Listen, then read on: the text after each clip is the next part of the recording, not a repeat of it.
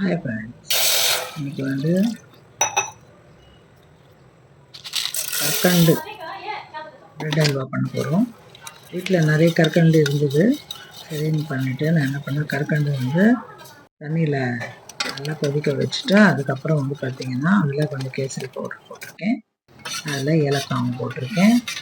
அதுக்கப்புறம் பார்த்திங்கன்னா ஒரு ஜிஆர்பி நெய்யில் தான் பண்ணேன்.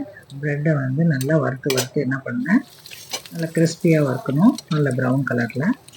நல்லா வறுத்ததுக்கப்புறம் அதை கொஞ்சம் தனியாக எடுத்து வச்சுட்டு இன்னொரு இதில் வந்து பார்த்திங்கன்னா எல்லாம் வறுத்ததுக்கப்புறம் அந்த கொஞ்சம் நெய்யில் வந்து கொஞ்சம் முந்திரி இருந்தால் போடுங்க. முந்திரி இல்லை அன்றைக்கி, வெறும் வந்து காஞ்ச திராட்சை மட்டும்தான் போட்டிருந்தேன்.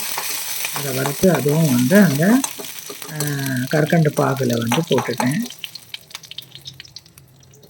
ஓகேங்களா?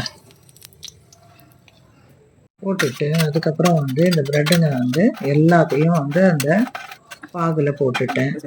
பாகில் கொஞ்சம் நேரம் முக்கினதுக்கப்புறம் ஒரு இதில் பால் கொதிக்க வச்சுட்டு இருந்தேன். அந்த பாலை இன்னும் சுண்ட காய்ச்சிட்டு அதில் வந்து கொஞ்சம் வந்து மில்க் பவுடர் கொஞ்சம் இன்னும் ஆட் பண்ணேன் கொஞ்சம். அதுக்கப்புறம் வந்து வேறு ஒரு டிஷ்ஷில் வந்து மாற்றிட்டு அதுக்கு எப்போவுமே ப்ரெட் அல்வா பண்ண உடனே சாப்பிடாதீங்க. ஒரு 1/2 hour 1 hour அது நல்லா அது ஊறணும்.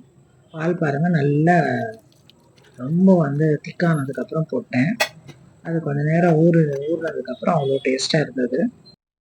ஓகேங்களா? அதுக்கப்புறம் நான் கொஞ்சம் கலக்கின பால் பவுடரும் சேர்த்து போட்டதால் ரொம்ப டேஸ்டியாக இருக்குங்க. ஓகேங்களா? இந்த மாதிரி பண்ணி சாப்பிடுங்க, சூப்பராக இருக்கும்.